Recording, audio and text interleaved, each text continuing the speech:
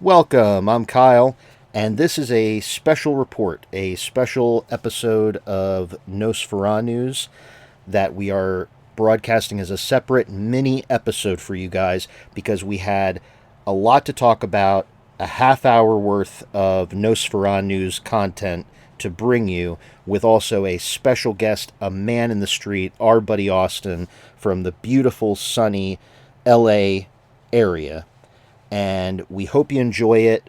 It was too big to make it. We didn't want to just jam it in and then cut a bunch of stuff out of our next upcoming episode of covering the movie You're Next. And so we thought, you know what, let's just make it a separate mini episode. And it's very timely because I'm going to be dropping this mini episode, this mini Nosferanews special, right before a particular film comes out that we're going to talk about in the episode. So here it is. We hope you enjoy. Thank you so much for listening. And remember, the broadcast is coming from inside the house. And now, it's time for Nosferanews. Wicked, evil, twisted. I got news for you, pal. All right, and here we are. This is our installment of Nosferanews for the current episode. We're recording this separately because we have a special guest with us. Austin, please introduce yourself. Hi, my name's Austin. That's perfect. Good job.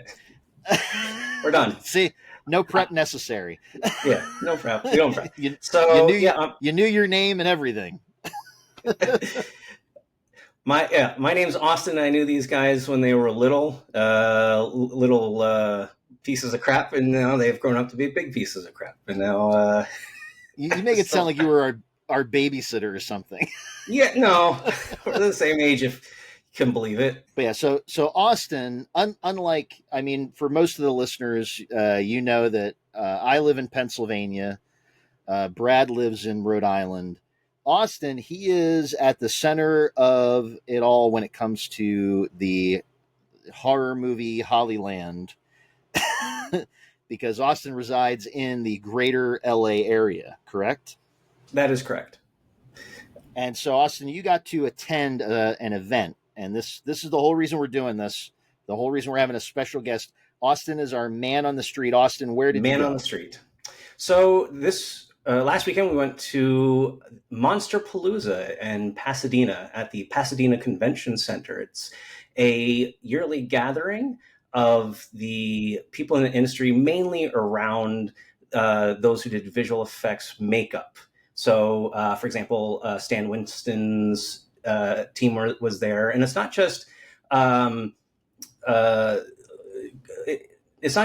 for people to show up and dress in fishnets and or in like a werewolf costume to show up. It's really also an industry conference as well. So you're going to go there and you're going to see demos and maybe hire these companies or artists for your next movie. And that's really part of the deal, but it's also open to the public.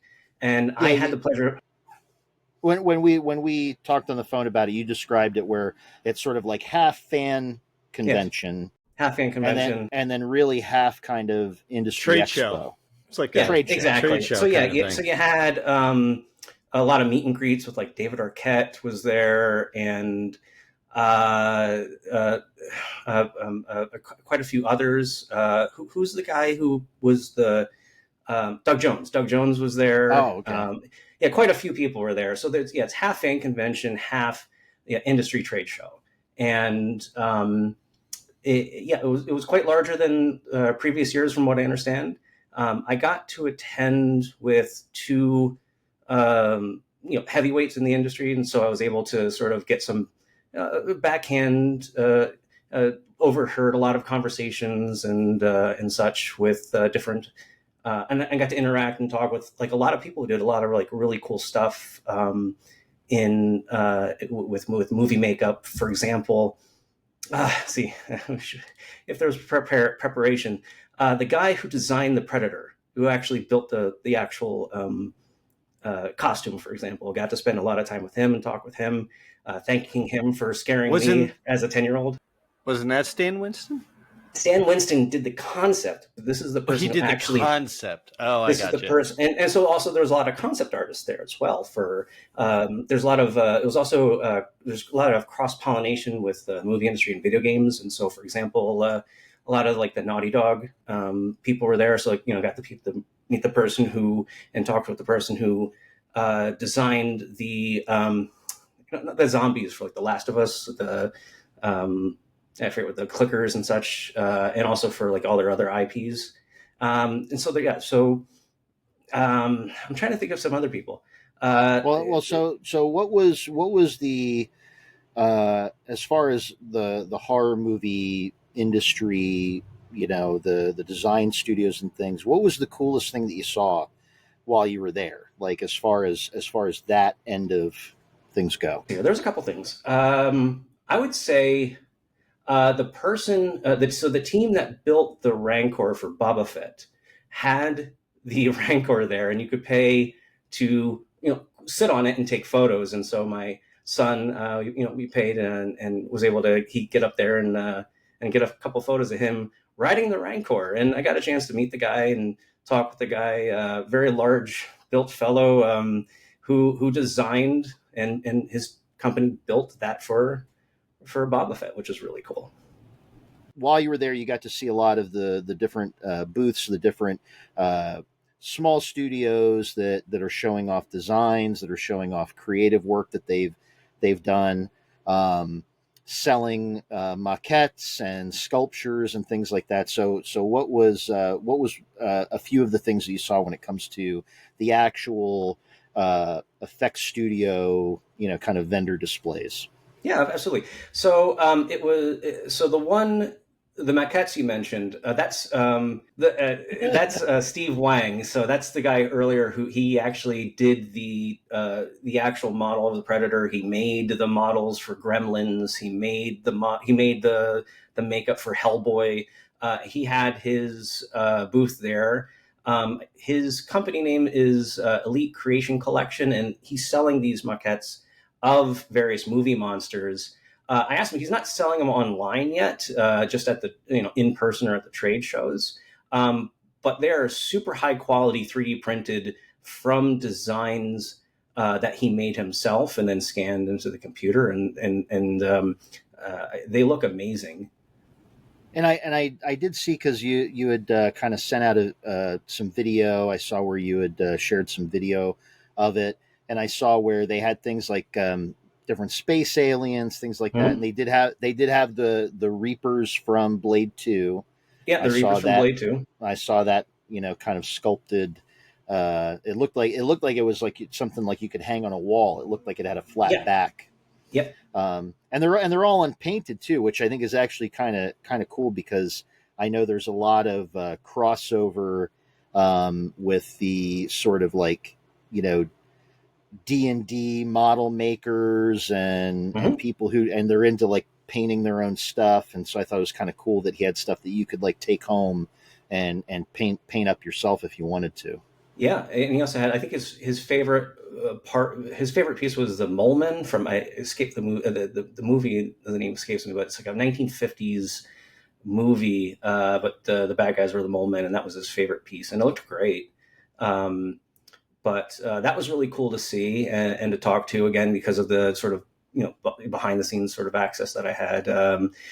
He was telling me a story about dressing his kid up for Halloween. I mean, and like how intricate his kids' outfits would be because of who he is. Another cool booth, like I said, because of the cross pollination, there was the guy who was the designer for God of War, and I really wish I could remember his name, but the concept artist for God of War, he had a booth. That's a video game, Brad. That's a video game. Okay. Yeah, I'm out. I'll move on. I'm gonna be over here. Fangoria had a booth. They were really nice. I didn't know they were still around, but I remember reading them. And Barbara Crampton. Barbara Crampton is actually one of the current, I guess, executive. I think one of the publishers. She is on the board or whatever, the team that puts out Fangoria. Barbara Crampton. Austin, for your knowledge, she's one of the great scream queens. Barbara Crampton. She's been Can we in get back to talking about video games? Castle Freak, No. From Beyond, Reanimator. Okay. So yeah. That one I know. You're next. Yep, yeah, okay, you're next. Yeah. And so I think though I would say probably my favorite, because I got to talk to some of them, is Stan Winston Studios had a big booth where they were doing a makeup off, like a makeup transformation off. So they had two teams of everybody who was there was like someone from like the 80s, 90s, 2000s who's worked on massive movies, and they were just they had two guys sitting in a chair, and each team was going at trying to put them into like a monster makeup look, and then I think they were going to vote on it later which one was going to be the best one. But just seeing like the masters working on like right in front of you and explaining what they're doing, and also they have a school as well, so they are also trying to, as a trade show, taking applicants as well for their school.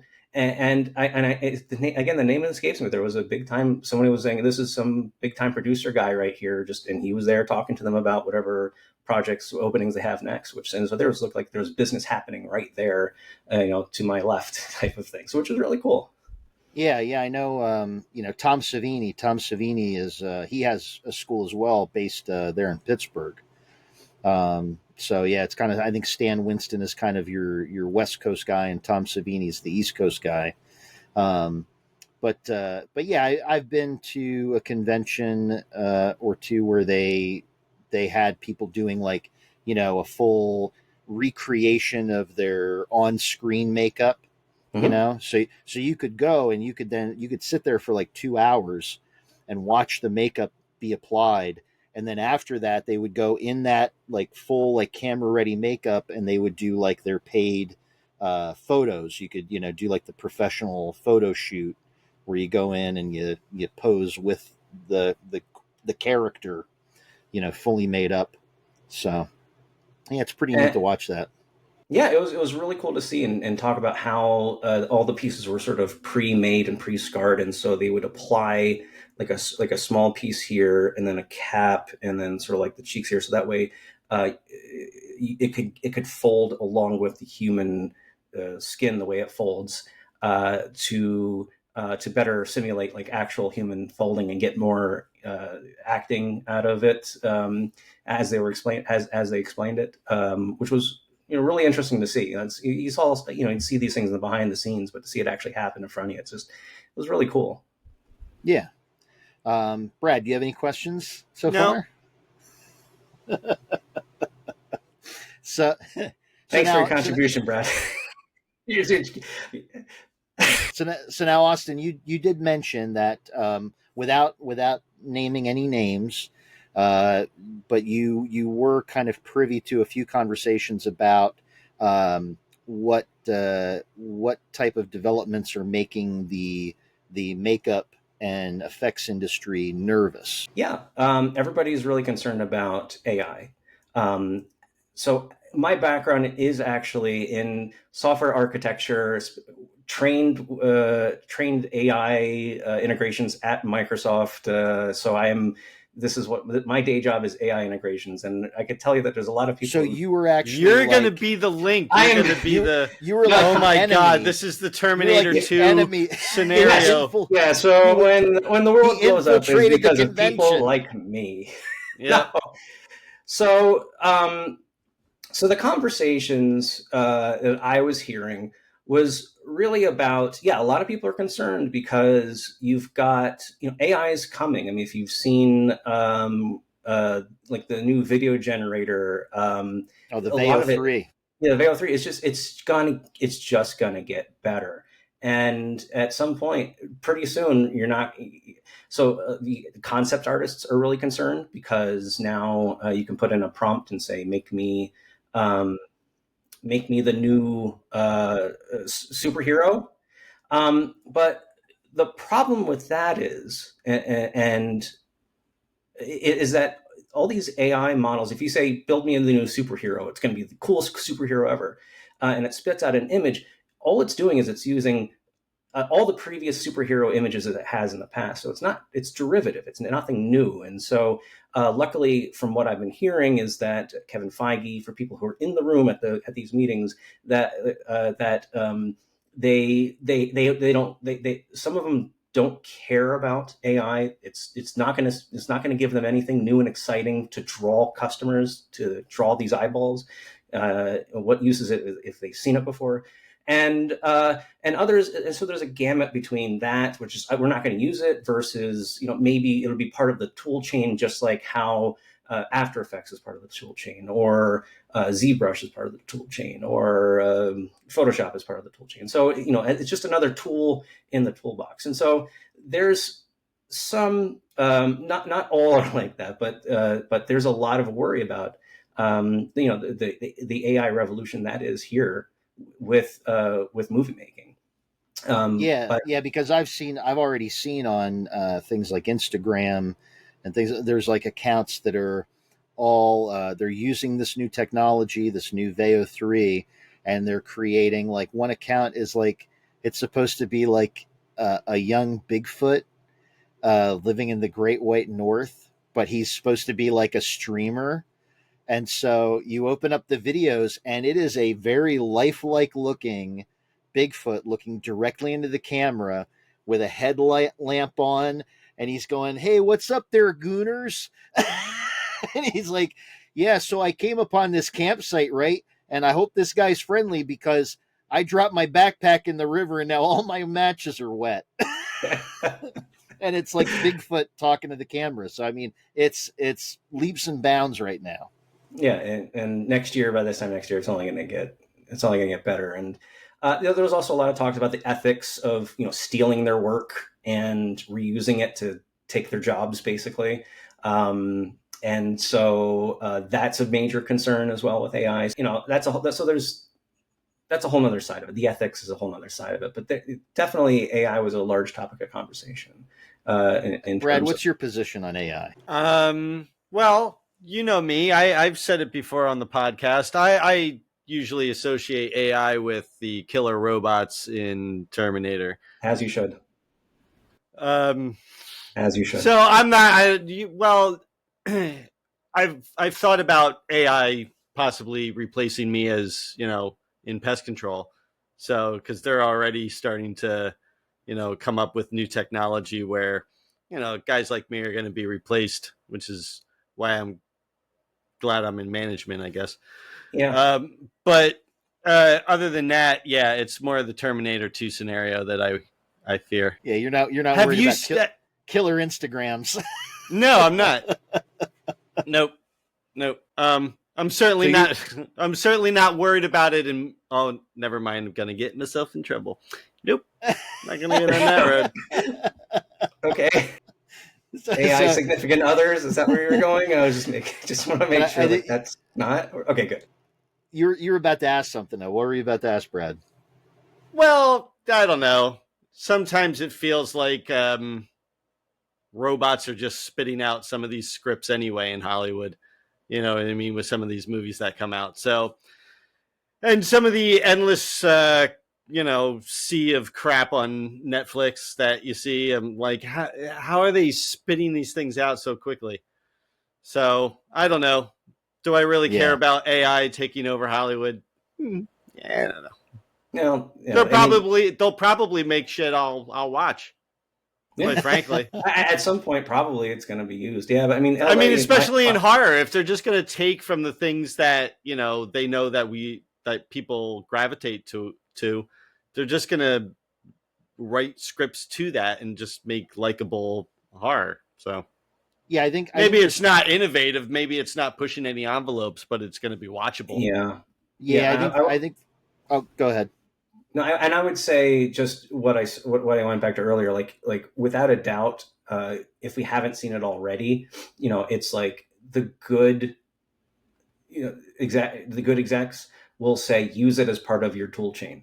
Use it as a tool, just like you would do with any other tool. other than that, maybe one day, everything's just going to be. I think the AI heard our conversation. Yeah. They called the cops. Oh, God. What part of Pennsylvania do you live in now? I didn't think there were any cops where you lived. No, there was the fire alarm. I could hear the fire station Okay. siren going off earlier. So it's just a fire, nothing to worry about. Just a horrible fire. But I think that there probably will come a point where unless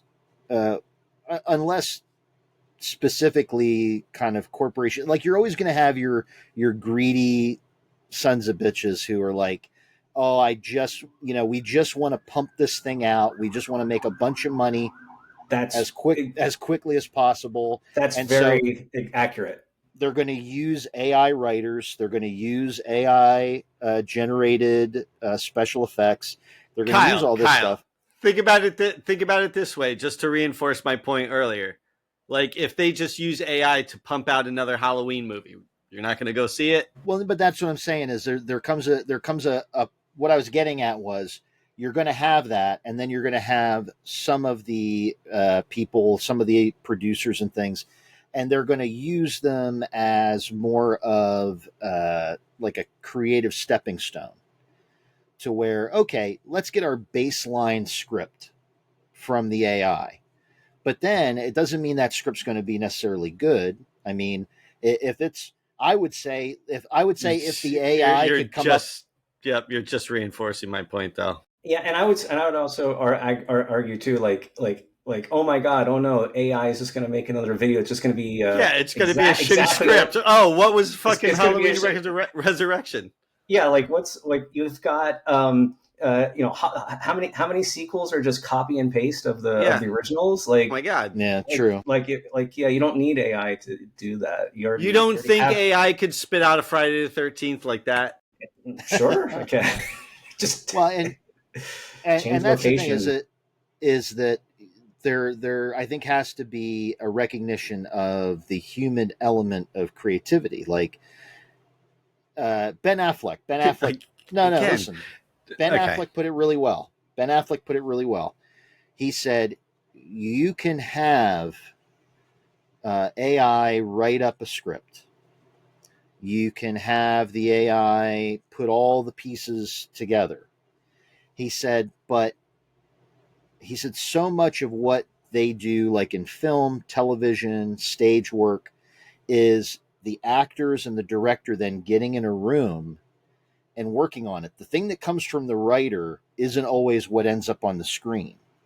So you can have the AI create anything, and in the end, it's still going to be a human endeavor because you're going to have a bunch of creative people, a bunch of artists in a room working that piece over and making it into what it eventually becomes. He said, so he kind of views it that way, as like AI is like your can be your beginning tool. It can give you the brass tacks, the first layer of the foundation, and then everything up from there is the human artistic endeavor. Yeah, and during our conversation, like I would say, like, human artistic endeavor of Halloween 8. Yeah, no, like I could ask it, like, for example, like, and this is again, like you like, as part of making a script, you then go out and seek subject matter experts. For example, we're doing I'm writing a script on hacking. You'd actually talk to an ethical hacker. And someone would say, hey, here's the scene. Is this exactly how would you hack this? And they would explain, yeah, this is how I'd go through it. And then the writer can then take liberties and such like that. So now, instead of going to that subject matter expert, you can then cut that out and then use AI to edit, be your editor, not like edit like with like a copy editor, basically. Like you can use AI in that tool. So like that's I think where it should be going, versus the hell that would be the fully generated videos. So now Austin, there's one thing we're getting to the end of the Nosferanews section of the show. So soon? We can only we got a whole other episode to do, bud. Yeah. So, Sorry, The- sorry, you have to get back to watching the movie that no one's ever seen before and talk. all right, cut his mic. Cut his mic. It's just, No, I couldn't help myself. I'm sorry. I'm sure it's what movie are we talking about?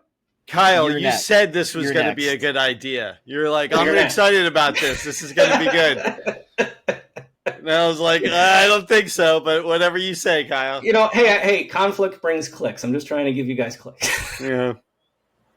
Yeah, this is make it into the YouTube Shorts. Oh, wonderful. So now, Austin, speaking just to kind of wrap up the discussion about AI and how that's like the thing that's kind of scaring the crap out of the industry currently. Can we blow Brad's mind? You did overhear that there was something in a more recent movie that was already generated using AI. What was that? I can't tell. I think he's frozen. I think he's frozen. I think he got. They heard the AI heard it. Oh no! Yeah. Oh The boy. AI heard. Well, technology. See, that's why still need people around, Kyle.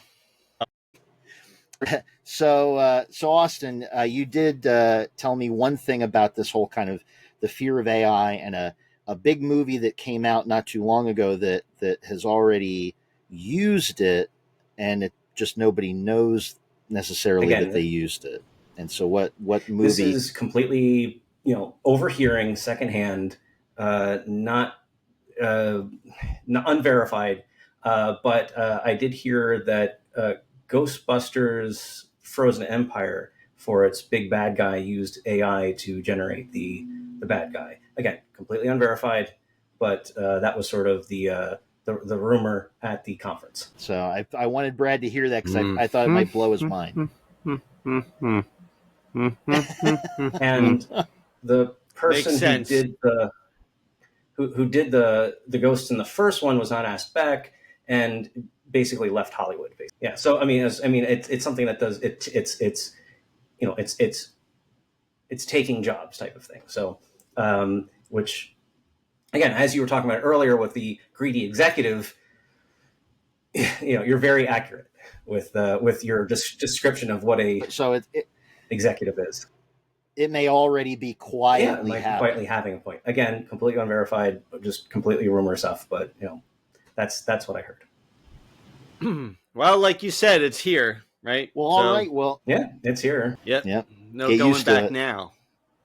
Well, Judgment Day's here. Come with me if you want to live. I will say that. Well, all right. Well, Brad. Final thing. I did. There was a lot of optimism from the Marty Cup artists and the VFX artists who are there around the new Superman movie. I know it's not what you guys talk about on this; it's superhero stuff. But they're understanding that if it's big, that means they have jobs, and if they have jobs, that means then they can survive to that next horror movie that they want to make. And so there was a lot of talk and optimism from almost everybody who I talked to about, or not optimism, but for me it was optimism because James Gunn does not make bad films.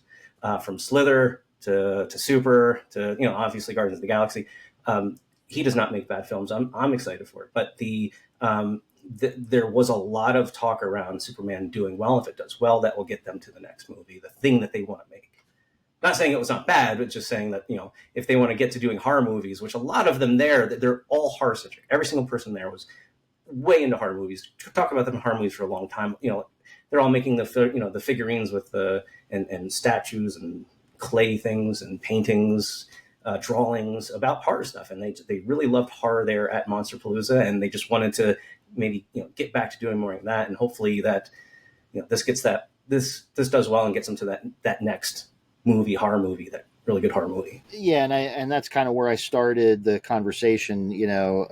Just a quick mention of it as far as they're all looking for these big budget films to keep them all in business. And it's great if you can get one of these big tentpole films, but to do the real craft and if they want to stay in business, I think the success of things like Ryan Coogler's Sinners and movies like that, who, you're seeing a move back into practical effects. You're seeing, it's a small move, but it's there.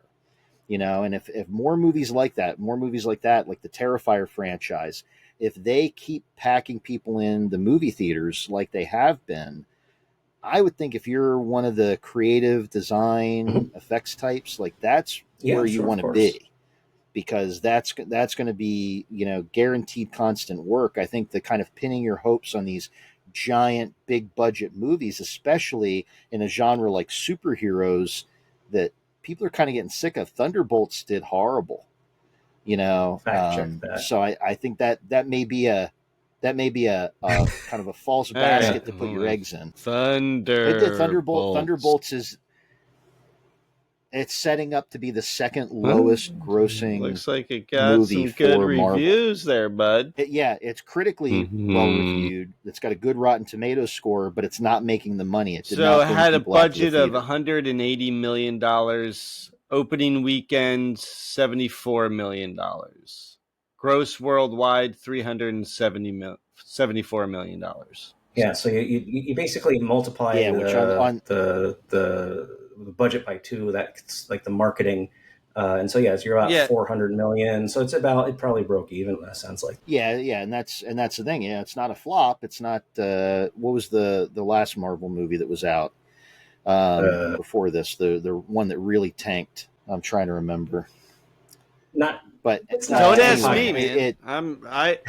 It's for a different. I've been out since like Iron Man 3. But yeah, I mean, there's a lot of hope for Superman. I hope it's good. I think it's going to be big for kids. That's for exactly the what next it's generation. For. Absolutely, 100%. That's Superman exactly fans. But I don't know, as far as the effects folks, if that's what they ought to be looking for. Food is on like the table, the next superhero food on the savior, table, really. At this point, so yeah, cool. Well, Brad, you got anything else for Austin before we end Nosferanews? Okay, sounds good. I love you guys, and I miss you, and I'll see you soon, actually. All right, Austin, thank you so much for being our man on the street and this edition of no, not Dateline. God damn it, man! It's Nosferanews. Whatever. Thanks, everyone. Everybody. Bye. Bye. Love you guys. Bye. Bye.